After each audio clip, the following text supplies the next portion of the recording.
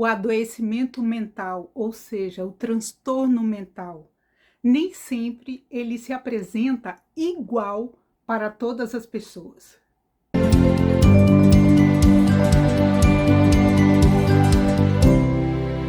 Olá, eu sou Leca Raine e nós vamos falar hoje um pouquinho sobre os sintomas do adoecimento mental, do transtorno mental.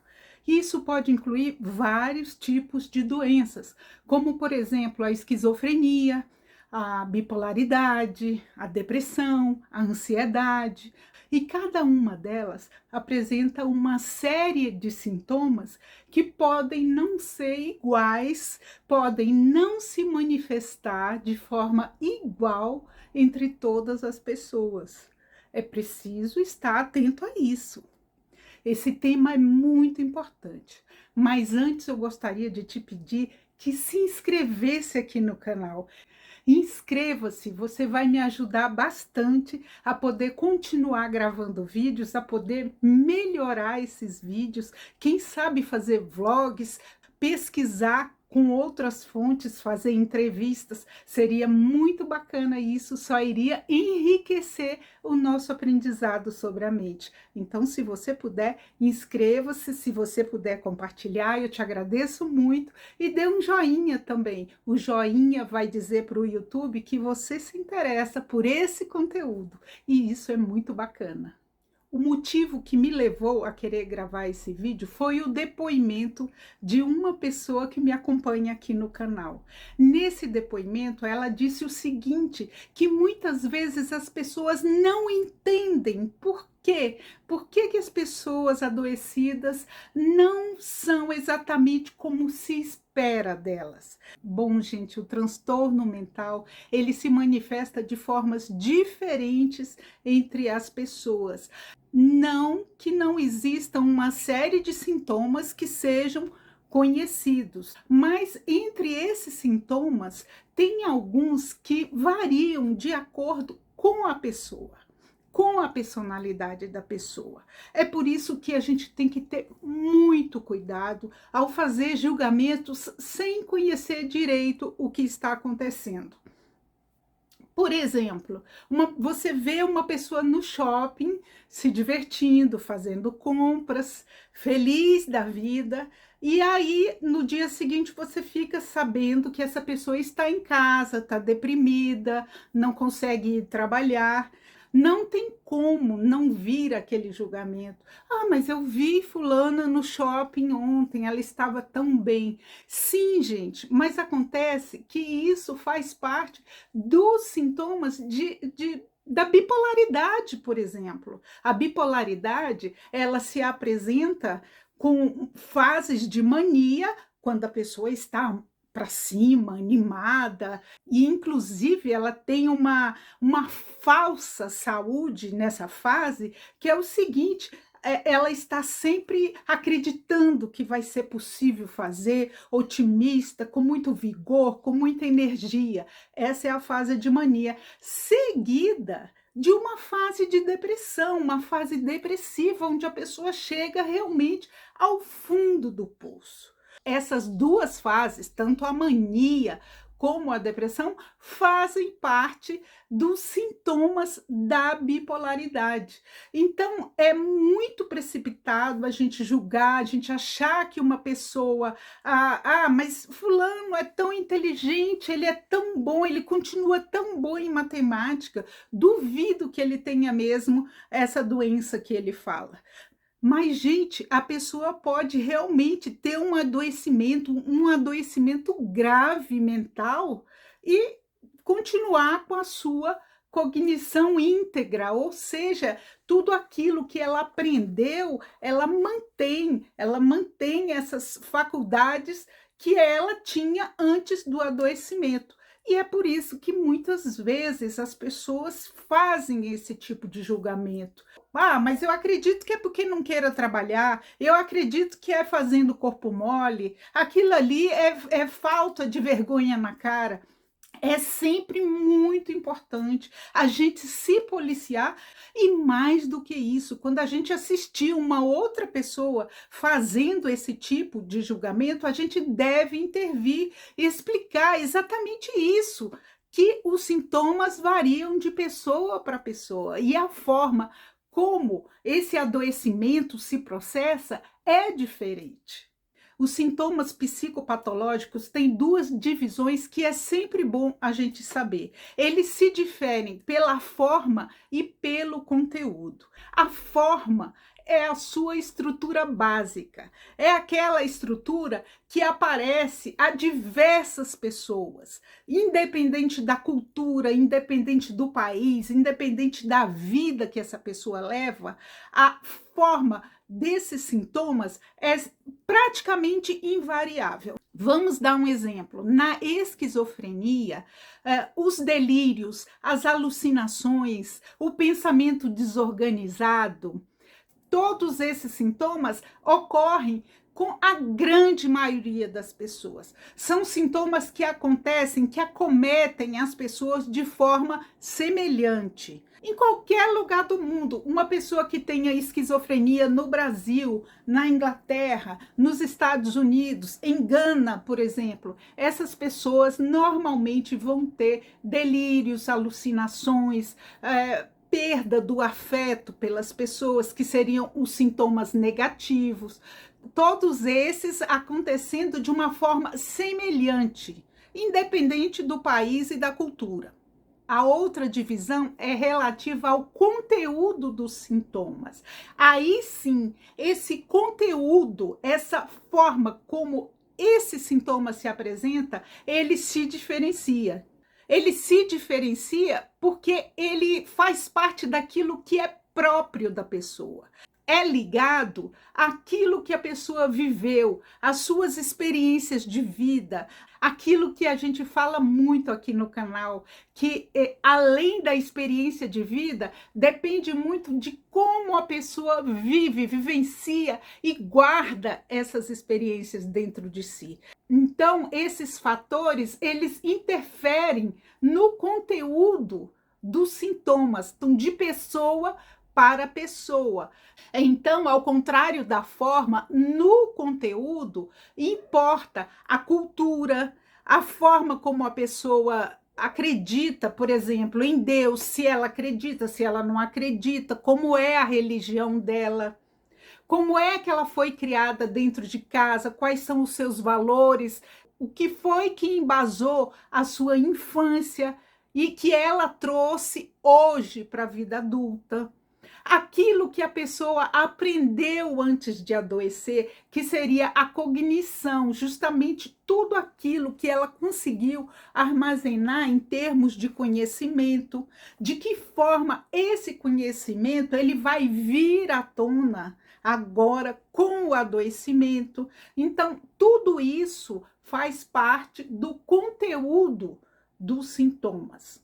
Analisando sob essa ótica, dá para a gente perceber que quanto mais tarde acontecer o adoecimento, quanto mais tarde esse transtorno se manifestar, melhor, porque a pessoa aprende mais, ela tem mais experiências, ela pode guardar mais experiências consigo e essas experiências podem ajudar, facilitar no desenvolvimento dessa doença. E vem aí também outra coisa que é importante a gente pensar. Por que uma pessoa que tem esquizofrenia, vamos dizer, depois dos 40 anos de idade, age de forma diferente de uma pessoa que desenvolve a esquizofrenia aos 17 anos de idade? É claro que essa pessoa que viveu mais, ela teve mais experiências, é claro que essa pessoa vai ter uma gama maior de conhecimentos. Ela vai ter, digamos assim, um banco de sentimentos, de ações, de coisas pelas quais ela passou e que isso vai ajudá-la a lidar com esse adoecimento, diferente do adolescente que ainda é tão jovem, que praticamente não viveu nada, então para ele é tudo mais difícil, é tudo mais complicado de ser enfrentado. É por isso que, quanto mais tarde o adoecimento mental, melhor. Voltando à forma dos sintomas, eles são chamados pelos profissionais da saúde de patogênicos. Seriam aqueles sintomas que são encontrados na grande maioria das pessoas. É uma estrutura semelhante a todas as pessoas. Acontece que no caso da esquizofrenia, por exemplo, o que são os sintomas mais comuns? A alucinação, o delírio, o pensamento desorganizado. Então, essa forma desse delírio aparecer, a forma dessa alucinação aparecer, também pode assumir a característica do conteúdo, que a gente também falou. Em relação ao conteúdo dos sintomas, os profissionais de saúde, quer sejam os médicos psiquiatras, quer sejam os psicólogos, eles chamam essa característica relativa ao conteúdo de patoplastia. A patoplastia já é diferente da patogênese, porque a patoplastia ela é ligada à pessoa, à forma como a pessoa vai vivenciar cada um dos sintomas. Então, voltando à questão do delírio, alucinação, existem pessoas que deliram de determinada forma. Por exemplo, pessoas que deliram acreditando que ganharam na loteria, que estão ricas, que podem gastar o que quiserem, ou seja, não tem nada a ver com a realidade. A pessoa não ganhou na loteria, sequer jogou, mas ela acredita isso.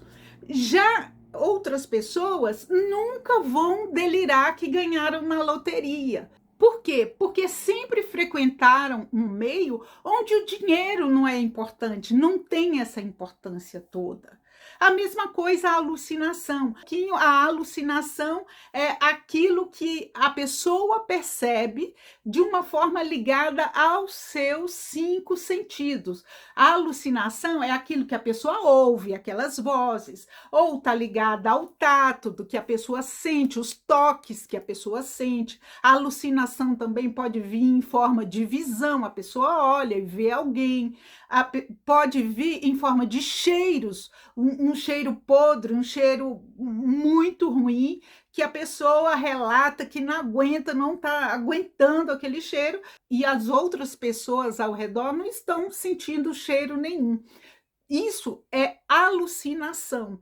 Pois bem, essa alucinação, apesar de ter uma forma comum a todas as pessoas que têm esquizofrenia, ou a quase todas, porque nem todas as pessoas são iguais, mas a maioria das pessoas relatam ter justamente essa alucinação quando é descoberta a esquizofrenia. Inclusive, é um dos sintomas que mais chama a atenção dos médicos para fazer o diagnóstico da esquizofrenia.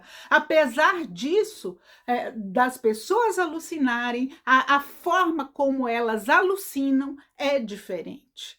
Então, uma pessoa pode alucinar achando que está vendo um monstro, enfim, um animal gigantesco e pavoroso e assombroso, enquanto outras pessoas alucinam, acreditando que estão vendo Jesus, que é ligado à religião, ou que estão vendo uma criança, ou que estão vendo um jardim, tem um jardim ali logo depois desse quarto, enfim, cada pessoa ela tem um tipo de alucinação e de delírio e de pensamentos também ligados à sua vivência, à sua personalidade. Então, mais uma vez, eu chamo a atenção para a questão de que a gente não pode jamais acreditar que a pessoa está mentindo, que a pessoa está fingindo, que a pessoa não está adoecida,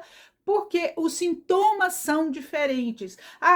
Meu primo tem esquizofrenia, mas ele age dessa e dessa forma. Já o fulano age dessa e dessa forma, então não tem nada a ver.